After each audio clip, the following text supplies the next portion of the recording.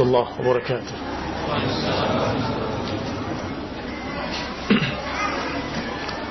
إن الحمد لله نحمده ونستعينه ونستغفره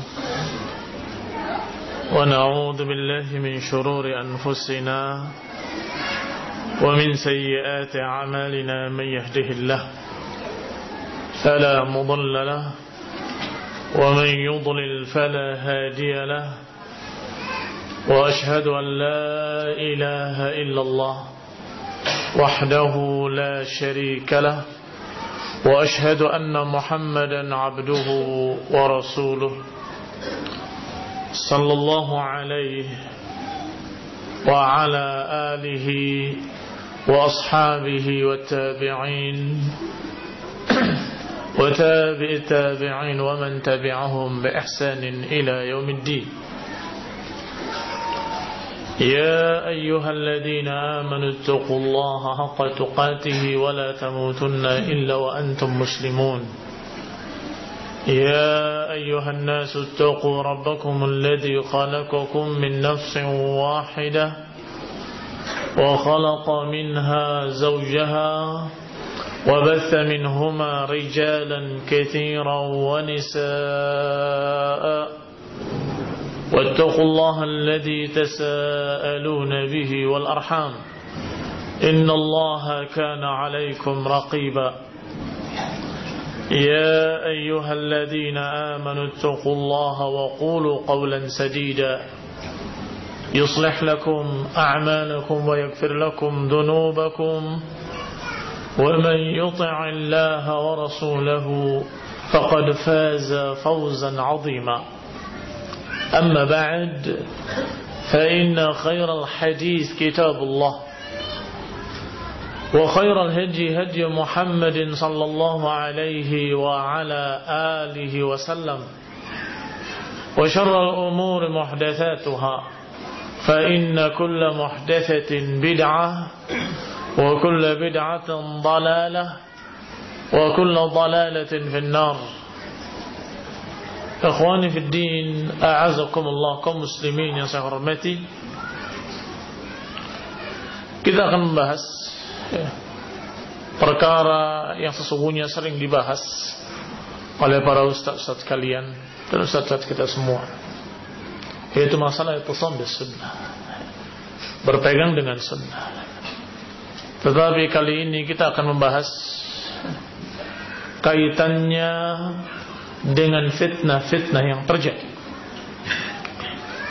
Syekh Abdul Salam Barjis Ali Abdul Karim dalam kitabnya Daruratul Ihtimam bis Sunnah An-Nabawiyah menyebutkan faedah-faedah penerapan sunnah, hikmah-hikmah dari menegakkan sunnah.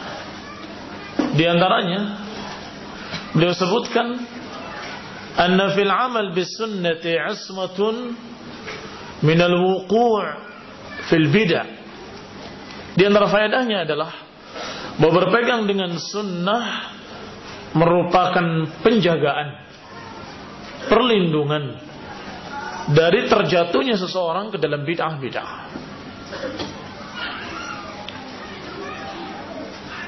Wa fi hadza yaqul, dalam masalah ini dikatakan oleh Abu Muhammad Abdullah ibn Munazil rahimahullah, lam yudayyi' ahadun fariidatan min al-fara'id illa ibtalahu Allah bitadji'is sunan. Kata Abu Muhammad Abdullah ibn Munazil rahimahullah, tidaklah seseorang melalaikan kewajiban-kewajibannya kecuali niscaya Allah akan timpakan kepadanya bencana dalam bentuk melalaikan sunnah-sunnah. Walam yubtala bitadji'is sunan, dan tidaklah seseorang terfitnah dengan melalaikan sunnah-sunnah illa yushik am yubtala bil bid'ah, kecuali dikhawatirkan sebentar lagi akan tertimpa fitnah dalam bentuk bid'ah. Perhatikan ucapan beliau Ibnu Munazir rahimahullah, bahwasanya kalau seseorang melalaikan kewajiban-kewajibannya, biasanya tertimpa bencana melalaikan sunnah. Kalau dia melalaikan sunnah-sunnah, maka niscaya dia akan terkena bencana kebid'ahan-kebid'ahan. Karena bentengnya terbuka, karena bentengnya telah runtuh, yaitu ittisam bis sunnah. Dan dinukil oleh Imam Asy-Syatibi rahimahullah di dalam kitabnya Al-I'tisam, dan judul kitabnya Al-I'tisam karena memang diambil dari kata i'tisam bis sunnah, karena dalamnya ada bab khusus i'tisam bis sunnati najah, bahwa berpegang dengan sunnah adalah keselamatan. Bahkan beliau menukil ucapan-ucapan dari para salafus saleh, dari para sahabat radhiyallahu alaihim ajma'in, dinukil oleh para tabi'in dari mereka. Ada yang menyebutkan satu persatu, ada yang secara umum, seperti ucapan Imam Az-Zuhri rahimahullah, menyatakan adraktu, aku mendapati sekian para ulama yang telah lewat. Tentunya kalau Imam Az-Zuhri yang menyatakan, berarti siapa para ulama yang telah lewat? Para sahabat, karena beliau tabi'i. Para sahabat radhiyallahu alaihim ajma'in, para ulama, para alim, para pembawa ilmu yang telah lewat, semuanya berkata, al-i'tisam bis sunnati najah, bahwa berpegang dengan sunnah adalah keselamatan. Dinukil pula ucapan salaf bahwa as-sunnah safinatu Nuh, man raqibaha naja, bahwa sunnah itu seperti perahu Nabi Nuh, siapa yang menaikinya dia selamat, tetapi siapa yang tidak menaikinya halak, dia akan binasa, terhempas gelombang-gelombang syubhat wa syahawat, gelombang bid'ah wal khurafat. Maka di antara faedah i'tisam bis sunnah, berpegang dengan sunnah, adalah keselamatan. Keselamatan dari bid'ah-bid'ah, keselamatan dari fitnah-fitnah, keselamatan dari sekian banyak tarikan-tarikan syubhat. Ikhwan fillah azakumullah. Tentunya kita di akhir zaman hidup di tengah badai fitnah. Fitnah tak kunjung padam.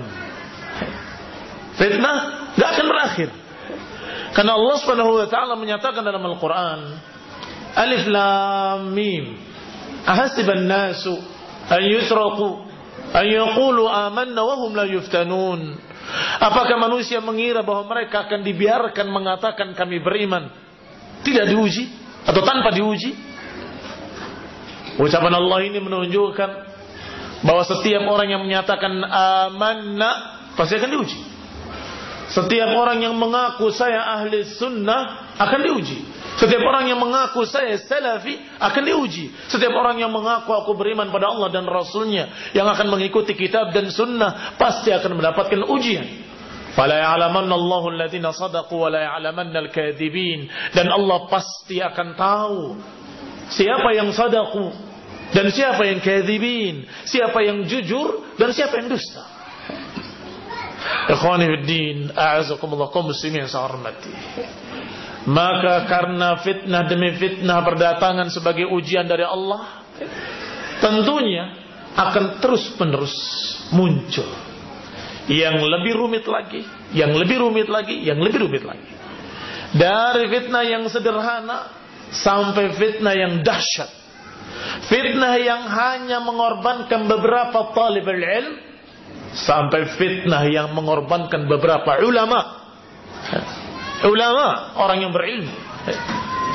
Sehingga ikhwan fillah azakumullah, ada yang begini, ada yang begitu, ada yang sederhana, ada yang dahsyat, dan begitulah fitnah-fitnah akan datang sesuai dengan kadar keimanan masing-masing. Ikhwan fillah azakumullah, kaum muslimin yang saya hormati. Maka dikatakan oleh Syekh Abdul Salam bin Barjis Al-Abdul Karim rahimahullah, walidha qala as-salaf kama taqaddam, oleh karena itu dikatakan oleh salaf, al-ittisam bis sunnati najah, Fal-ittisam bis sunnah najatun min kulli ma ya'iqul muslim an rabbih ta'ala. Kata beliau, maka berpegang dengan sunnah merupakan keselamatan dari segala apa yang menghadang seorang muslim, yang memang perkara itu akan menghalangi seorang muslim dari Rabbnya. Maka dia akan terjaga, terlindungi dari perkara-perkara tersebut. Ma ya'iqul muslim an rabbih, itu perkara-perkara yang memisahkan seseorang dari Rabbnya. Wa a'zamu dzalika khataran, dan yang paling besar fitnahnya, paling besar bahayanya adalah al-bid'ah, kebid'ahan allati hiya baridul kufur, yang merupakan jembatan kepada kekafiran. Atau lebih tepatnya baridul kufur adalah pos kekafiran. Barid adalah satu jarak tertentu yang biasanya dulu dipakai sebagai pos-pos. Setiap satu barid ada satu pos, ada orang yang nunggu di situ. Satu barid ada orang yang nunggu di sana terus, sehingga orang yang akan mengirim surat hanya mengirimkan ke barid pertama saja. Nanti urusan yang kedua oleh orang yang di barid kedua diantarkan ke yang ketiga. Yang ketiga mengantarkan kepada yang keempat, sehingga surat taruh di sini akan cepat sampai di Syam. Ya tentunya karena waktu itu tidak canggih seperti sekarang. Begitulah pos waktu itu. Para ulama menyatakan bahwa al-bid'ah baridul kufur, satu jengkal ke arah kekafiran, satu jengkal ke arah kekafiran. Oleh bidah yang diantarkan kepada barid kedua, oleh bidah yang kedua diantarkan kepada bidah yang ketiga, dari bidah yang ketiga diantarkan terus semakin dekat, semakin dekat, semakin dekat. Ikhwan ibn a'azakumullah, a'zam al-fitan, a'zam khataran, yang paling besar bahayanya, yang paling besar fitnahnya adalah kebid'ahan. Hanya saja kebid'ahan yang datang sebagai fitnah tidak selalu nampak jelas kebid'ahan. Ini jadi masalah. Ini yang menjadi masalah. Kalau tampak jelas sebagai kebid'ahan, mungkin kalian akan berkata tidak, hadhihi bid'atun muhdatsah, dhalalah. Tetapi akan dibungkus dengan baju sunnah, akan dihiasi dengan sunnah, akan digambarkan seakan-akan sunnah, padahal ternyata di dalamnya adalah kebid'ahan.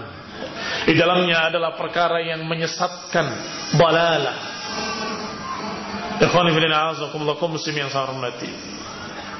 Fal bid'u innama tafshu fi tilka al-mujtama'at allati intafa nurus sunnah.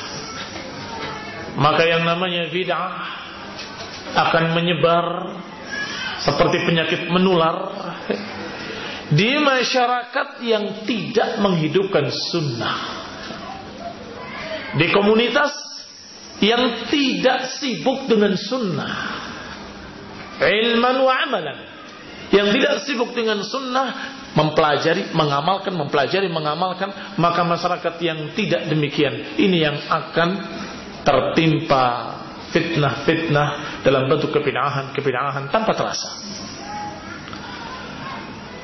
Qala falam tara jairan biha wala da'iyan ilaiha. Masyarakat yang tidak dikenal ada sunnah zahir di sana, dan juga tidak ada dai yang mengajak kepada sunnah, wala hasan 'ala imtithaliha, enggak ada pula penganjur-penganjur yang menganjurkan untuk menghidupkan sunnah. Maka saat itulah muncul kebid'ahan demi kebid'ahan, subur, merajalela dalam keadaan tempatnya, masyarakatnya betul-betul ladang yang subur untuk kebid'ahan. Sebaliknya, kalau di sana ada dai-dai yang menganjurkan sunnah-sunnah, para dai yang mengajarkan sunnah, dan para tullabul ilm yang mempelajari sunnah, mengamalkan, mempelajari, mengamalkan, maka di sana tidak hidup kebid'ahan dan susah untuk masuk. Ibnu Abbas radhiyallahu taala anhuma, habrul ummah, menyatakan ma yati 'alan nasi min 'amin illa ahdatsu fihi bid'ah. Tidaklah datang satu tahun kecuali mereka mengada-adakan satu bid'ah. Wa amatu fihi sunnah, dan mereka mematikan satu sunnah. Hatta tahyal bid'ah wa tamutus sunan, hingga hiduplah kebid'ahan demi kebid'ahan dan matilah sunnah demi sunnah. Demikian diriwayatkan oleh Ibnu Waddah dalam Al-Bid'ah wa Nahy Anha. Ikhwan ibn a'azakumullah, kaum muslimin yang saya hormati, perhatikan peringatan dari Ibnu Abbas. Berita ini merupakan peringatan bahwa tidak datang satu tahun kecuali muncul kebid'ahan dan mati sunnah. Muncul kebid'ahan dan mati sunnah. Bagaimana kita mencegahnya? Tentunya dengan menghidupkan sunnah dan memasyarakatkan sunnah, menyebarkannya, mendakwahkannya, menganjurkannya kepada kaum muslimin untuk menghidupkan sunnah. Dan tentunya sunnah yang dimaksud adalah ajaran Rasulullah SAW secara keseluruhan. Ajaran sunnah Rasulullah SAW secara keseluruhan. Bukan sunnah itu yang tidak wajib.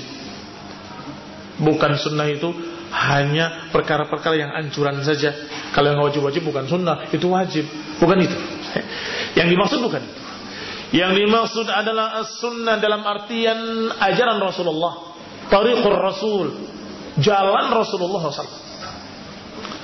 Allah SWT sudah mengancam orang yang berjalan selain di jalan Nabi pasti terkena fitnah. Wa man yushaqiqir rasul min ba'di ma tabayyana lahul huda wa yattabi' ghayra sabilil mu'minin nuwallihi ma tawalla wa nuslihi jahannam wa sa'at masira. Siapa yang mencari jalan lain selain jalan Rasul dan tidak mengikuti jalannya orang-orang yang beriman, nuwallihi ma tawalla, kami akan palingkan dia kemana dia berpaling, wa nuslihi jahannam, dan kami akan masukkan dia ke dalam neraka jahannam, wa sa'at masira, dan jahannam adalah sejelek-jelek tempat kembali. Ikhwan fillah, kaum muslimin yang saya hormati, tentunya ayat ini mengandung ancaman nuwallihi ma tawalla, kami palingkan dia kemana dia berpaling, akan dijongklokkan kemana dia mengarah, cenderungnya ke arah lain, disesatkan oleh Allah Ta'ala, terjerumus dalam fitnah. Demikian pula dalam ayat-ayat lain Allah mengancam mereka yang tidak mentaati Rasulullah sallallahu alaihi wa ala alihi wasallam, yang yukhalifan amrih. Allah ancam, falyahdhar alladzina yukhalifuna an amrih an tusibahum fitnah aw yusibahum adzabun alim. Hati-hati, kata Allah. Falyahdhar, hati-hati mereka-mereka yang yukhalifuna an amrih, yang menyelisihi perintah Nabi, yani sunnah, menyelisihi sunnah. An tusibahum fitnah, akan terkena fitnah atau terkena adzabun alim. Fitnah ditafsirkan oleh Imam Ahmad kekufuran. Dan seorang menjadi kufur tentunya melalui sebab-sebab, melalui jalan-jalan kekufuran. Apa jalan-jalan kekufurannya? Al-bid'ah wa syubhat, kebid'ahan, pemahaman-pemahaman baru, ajaran-ajaran baru, pengamalan-pengamalan baru, pendapat-pendapat baru yang nyeleneh. Ikhwan ibn a'azakumullah, diancam antusibahum fitnah, akan ditimpa fitnah. Maka ikhwan ibn a'azakumullah, termasuk faedah mengamalkan sunnah adalah al-aman min al-iftiraq. Masih dalam kitab yang sama, kitab Daruratul Ihtimam bis Sunnah An-Nabawiyah oleh Syekh Abdul Salam bin Barjis Al-Abdul Karim rahimahullah. Filtizam bis sunnati amnun al-iftiraq, am min al-fitnah min al-iftiraq. Termasuk fitnah adalah fitnah perpecahan. Dan perpecahan itu adalah sifat dari sifat-sifat ahlul bid'ah. Sehingga Kalau ada istilah salafiyin pecah, Ahlus Sunnah pecah, mungkin keliru, bahasanya salah. Artinya di tengah-tengah Ahlus Sunnah ada tarikan-tarikan syubhat. Ada yang terbawa, ada yang tidak terbawa. Ada yang istiqamah, ada yang terseret dengan tarikan-tarikan syubhat. Adapun yang namanya perpecahan hanya pada ahlul bid'ah. Maka selalu ahlus sunnah diiringi dengan kalimat wal jamaah. Ahlus sunnah wal jamaah. Ahlus sunnah wal jamaah. Adapun ahlul bid'ah selalu bergandengan dengan kalimat furqah. Ahlul bid'ah wal furqah. Ahlul syubhat wal furqah. Ahlul dalal wal furqah. Karena merekalah ahlul furqah. Merekalah orang pemecah belah umat. Merekalah yang memang selalu menyebabkan perpecahan di mana-mana. Sehingga ikhwan fillah azakumullah, adapun ahlus sunnah tidak pernah pecah. Salafiyun tidak pernah pecah. Yang ada adalah ada yang masuk, ada yang keluar. Ada yang masuk ke dalam sunnah, ada yang keluar dari sunnah. Nah kalau yang keluar dari sunnah, apakah masih disebut ahlus sunnah? Tidak. Disebut hizbi, mubtadi', ahlul dalal, syi'i, rafidhi, apalagi julukan-julukan ahlul bid'ah. Tentunya kalau ahlus sunnah dengan ahlus sunnah nggak ada perpecahan, walaupun berbeda pendapat dalam pendapat-pendapat fiqhiyah, ijtihadiyah, mereka tidak berpecah. Mereka tetap berjalan di atas tauhid was sunnah. Mereka tetap berjalan di atas garis salafus saleh. Mereka tetap berjalan di jalan Allah Subhanahu wa taala. Saling dukung mendukung, saling bantu membantu. Fa innal ijtima' 'ala al-'amal bis sunnah yamna' wuqu' katsirin min al-khilafat al-mu'addiyah ila al-'adawah wal baghdha. Maka bersatunya kaum muslimin dengan pengamalan sunnah, bersatunya kaum muslimin bersama-sama menegakkan sunnah, tentunya akan menghalangi terjadinya perselisihan-perselisihan. Tentunya akan menghalangi terjadinya ikhtilafat al-mu'addiyah ila al-adawah, yang akan membawa kepada pertikaian, permusuhan, perpecahan. Tentunya secara teori mudah, prakteknya memang agak sulit. Secara teori Allah katakan, wa anna hadza sabilullahi mustaqiman fattabi'uhu wa la tattabi'u subula fatafarraqa bikum an sabilihi dzalikum wasaqum bihi la'allakum tattaqun.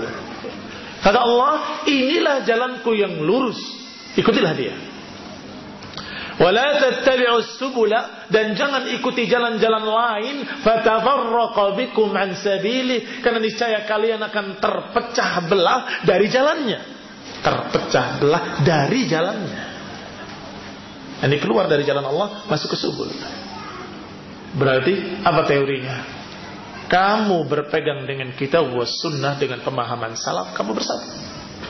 Kalau kalian ada sebagian atau sekelompok atau beberapa orang yang lebih mementingkan hawa nafsu, lebih mementingkan perasaan, lebih mementingkan bid'ah-bid'ah yang dia anggap sebagai sunnah, maka ini yang menyebabkan perpecahan. Saya katakan teorinya gampang tuh. Masuk ke dalam sabilullah mustaqiman, bersatu. Kalau masuk ke dalam subul, berpecah. Dan apa sabilullah mustaqiman? Kata Ibnu Qayyim rahimahullah, falnadhkur, kita silahkan sebut tentang sabilullah, tentang jalan Allah ini dengan semua tafsiran para ulama. Pasti muaranya satu, kata Ibnu Qayyim. Pasti muaranya satu perkara, yaitu tauhid was sunnah. Atau kama qala Ibnu Qayyim rahimahullah, dengan bahasa beliau, tauhidullah fil ibadah wa tauhidur rasul fil ittiba' rahimahullah. Lihat bahasa beliau yang sangat bagus. Silakan tafsirkan jalan Allah yang lurus dengan semua tafsir yang kalian tafsirkan, yang para ulama menafsirkan. Mesti porosnya pada dua perkara ini. Tauhidullah fil ibadah, mengesahkan Allah dalam ibadah dan menyendirikan Rasul dalam ittiba.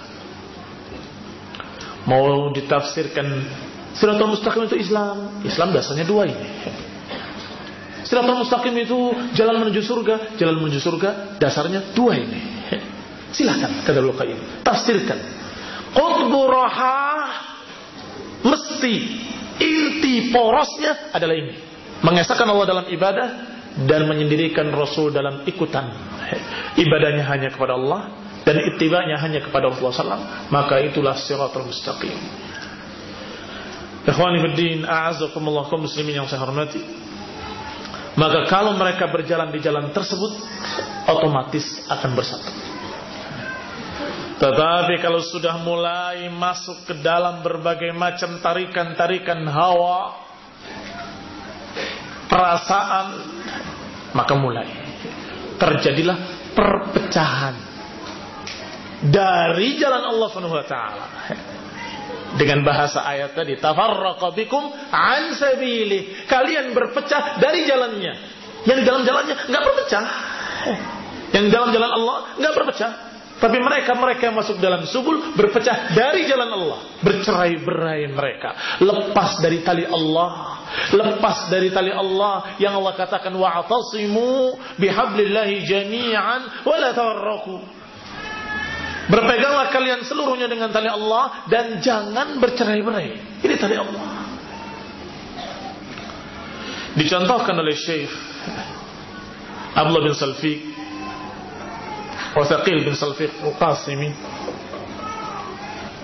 dalam kitabnya Saldus Suyuf wal Asinnah, contoh-contoh bentuk ikutan hawa, contoh-contoh orang yang lebih mementingkan hawa nafsunya.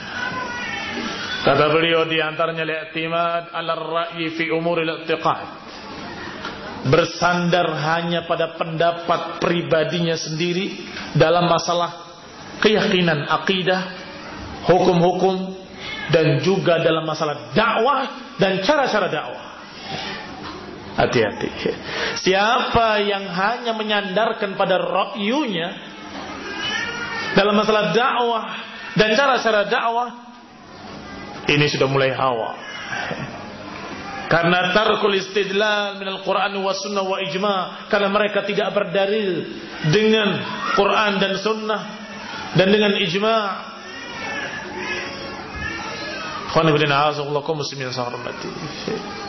Dianggap kalau yang namanya dakwah itu bebas. Wallah, yang berpikir bahwa dakwah itu caranya terserah, yang penting mengajak orang masuk ke dalam sunnah, masuk dalam tauhid, caranya bebas, ini bukan ajaran Islam, ajaran Yahudi, membebaskan segala cara. Kalau Islam tidak, ajak mereka, ud'u ila sabili rabbika bil hikmati wal mau'izatil hasanah.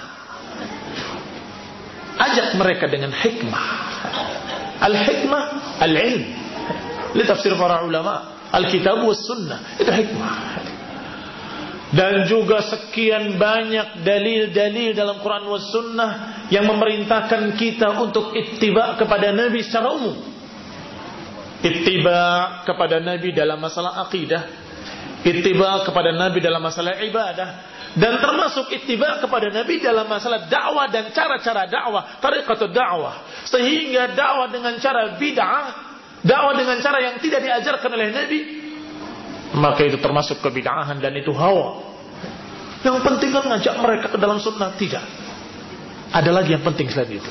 Yang penting mengajak mereka dan mengajaknya dengan cara yang sunnah. Yang penting benar. Yang penting benar cara mengajak mereka ke dalam sunnah. Kalau sudah dengan cara sunnah, dengan benar, mereka tidak ngikuti, terserah.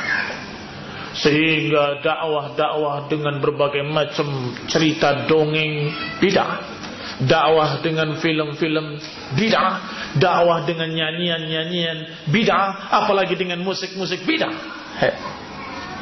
Demikian pula dakwah dengan membentuk jamaah-jamaah hizbiyah juga bid'ah muhdatsah. Nabi SAW tidak membuat jamaah-jamaah hizbiyah, para sahabat juga tidak, para tabi'in juga tidak, para ulama juga tidak. Mereka tidak mengenal jamaah kecuali dua makna.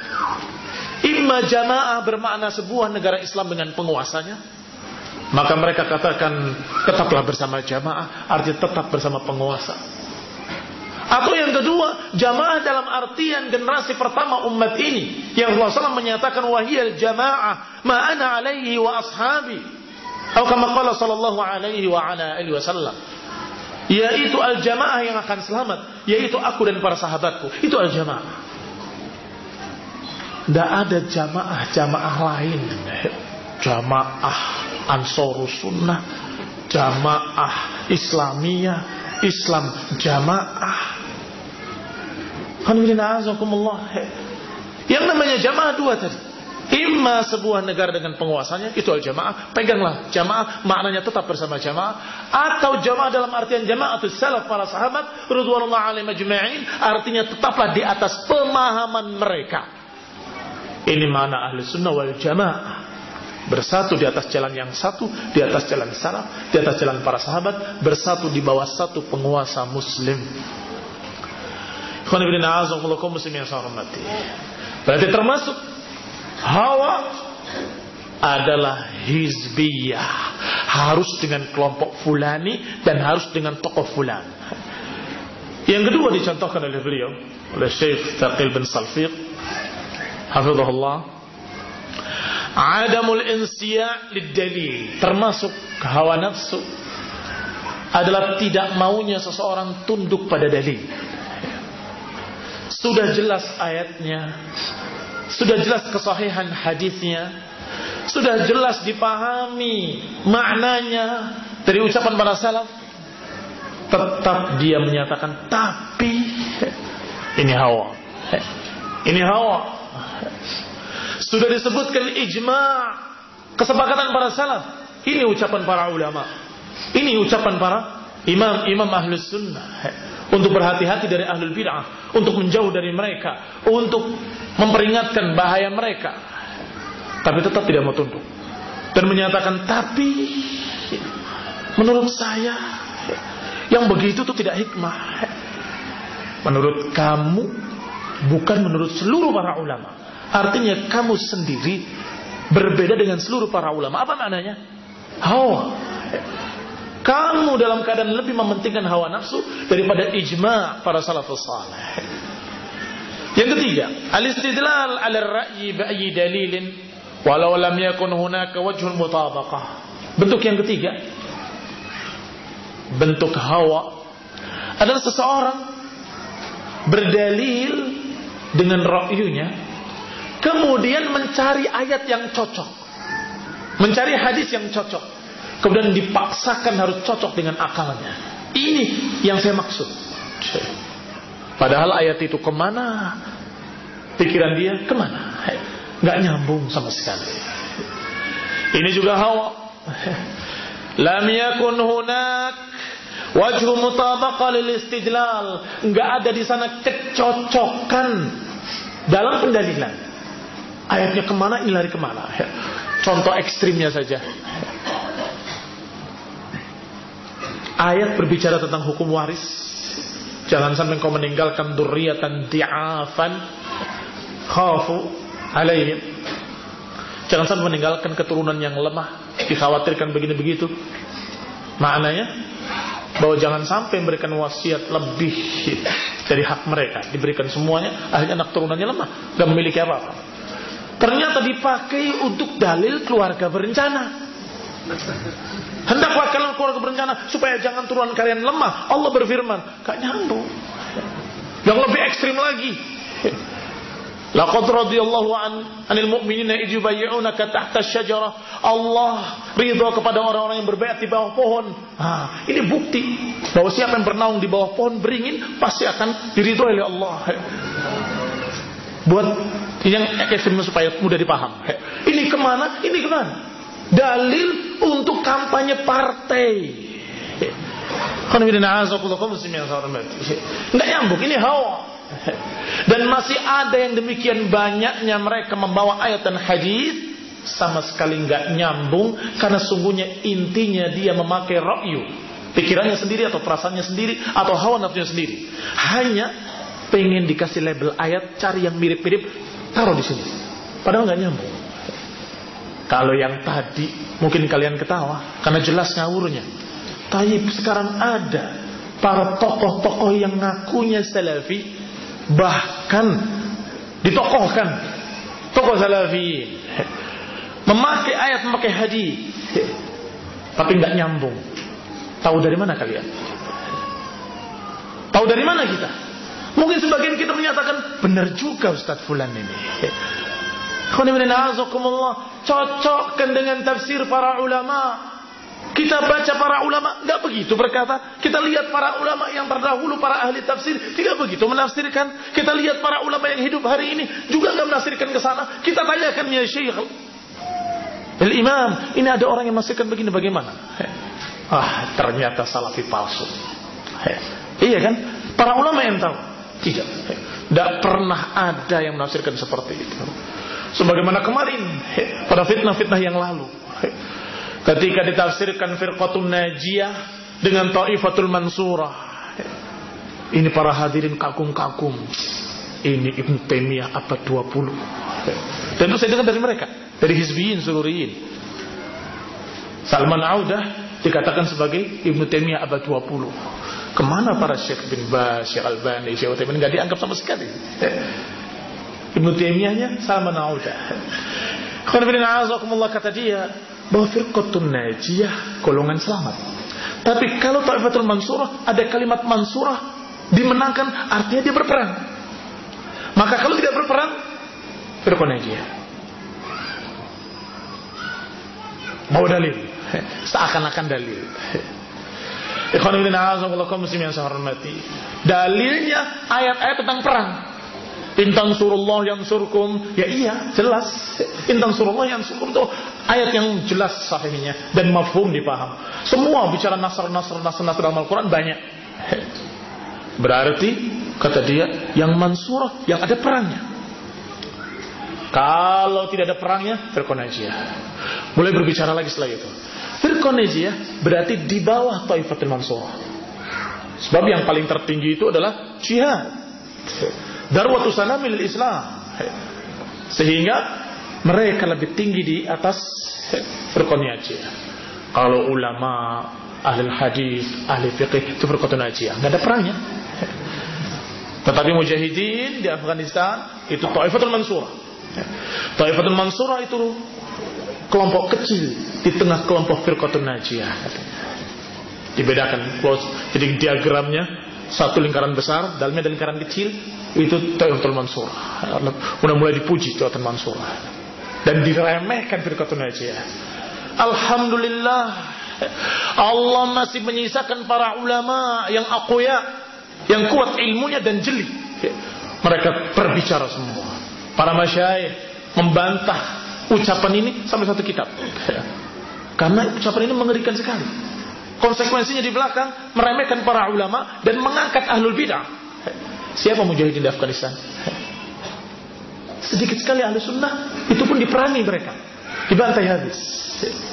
Sisanya ahlul bid'ah Ismailiyah, sampai yang paling mengerikannya, sampai Syiah Rafidhah juga ada, sampai komunis ada di sana. Benderanya mujahidin. Dan itu yang dimuat oleh majalah Tempo ketika itu. Kurang ajarnya majalah tersebut, gambarnya mujahidin pakai motor Harley dengan rokok di sini. Mujahidin Afghanistan. Mereka tanya, Ustaz ini apa benar mujahidin begini? Karena saya bilang, ada kayak gitu. Komunis juga mengaku mujahidin di sana. Syiah juga mengaku mujahidin di sana. Ismailiyah yang kufur sudah mengaku mujahidin juga. Sehingga mereka satu dan saling tolong menolong. Apa yang kita sama, saling maklum memaklumi apa yang kita berbeda, katanya. Salafi dibantu oleh mereka rame-rame. Ini diangkat tinggi-tinggi oleh Salman Audah. Maka Syekh Rabi membantahnya dengan rinci.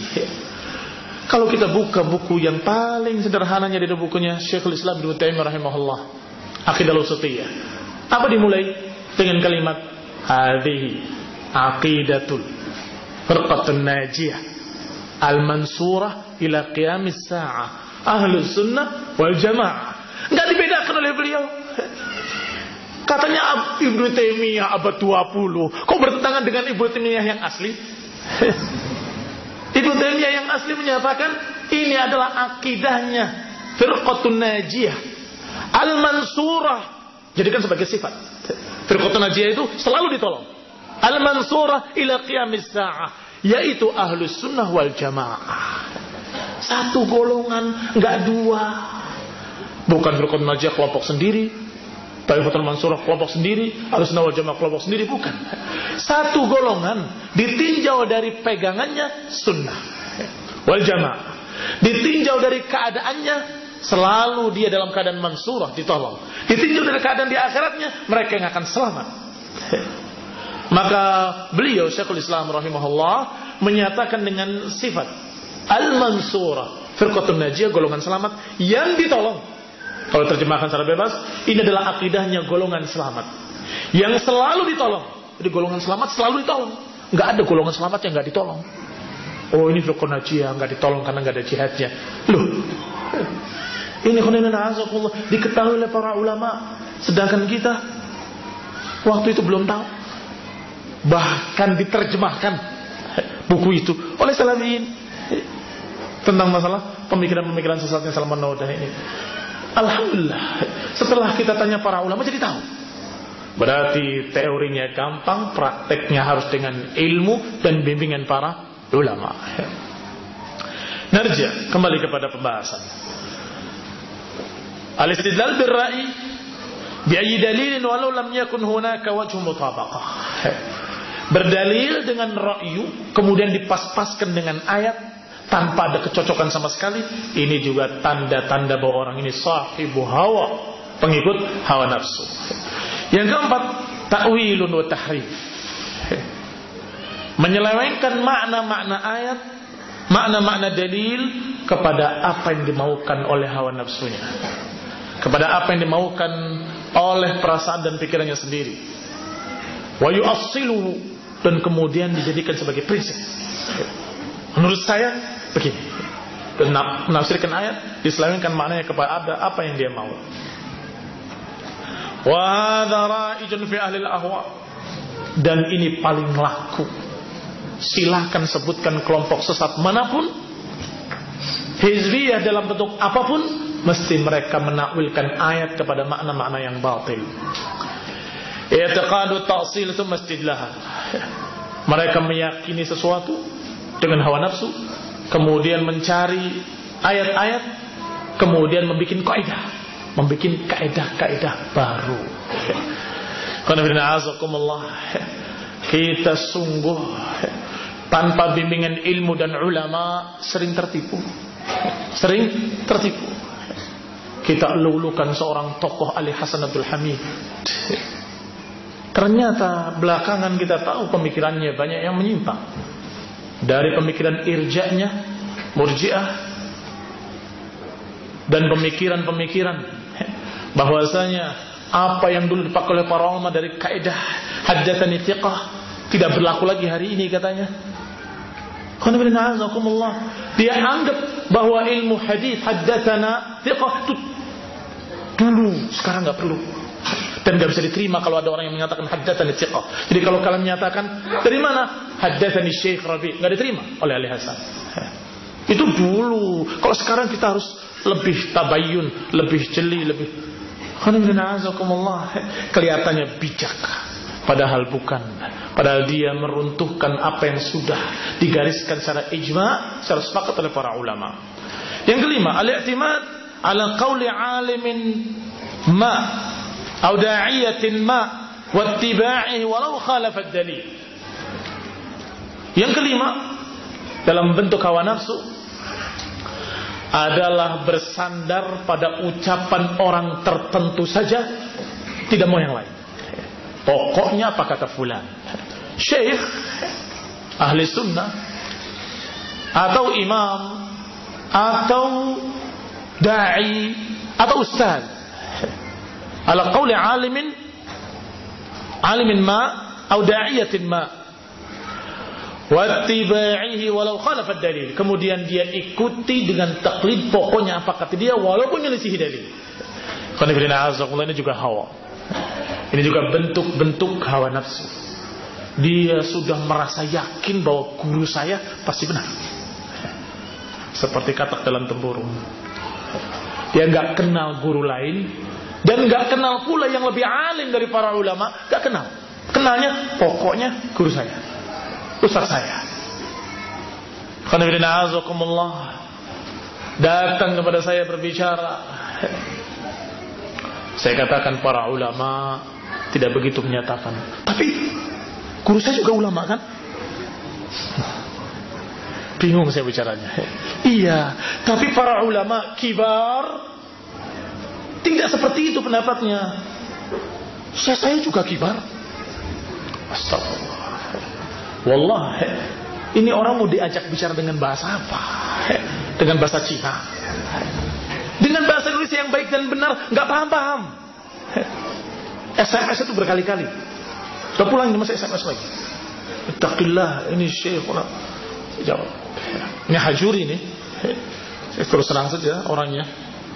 Saya kirim jawaban. Kita lihat ucapan para ulama. Ya, Syekh Yahya juga ulama. Ulama kibar maksud saya. Syekh Yahya juga ulama kibar. Allah yahdi, karena bilang, sekarang kamu dengarkan ucapan para ulama kibar dan kamu bandingkan hujah-hujah mereka dalil mereka dengan apa yang diucapkan oleh gurumu. Dan kamu berpikir dengan iman dan keikhlasan. Mana lebih rajih? Tetap pokoknya. Akhirnya dia SMS lagi, gak tak jawab sampai assalamualaikum. Saya nggak jawab. Secara tertulis, waalaikumsalam. Secara lisan tak jawab, tertulis nggak tak jawab. Sampai hari ini nggak pernah SMS lagi. Alhamdulillah. Ini juga hawa. Ini sahibu hawa. Gurunya mereka, walaupun ahlus sunnah, tetap manusia. Pendapatnya kadang rajih, kadang marjuh. Iya kan?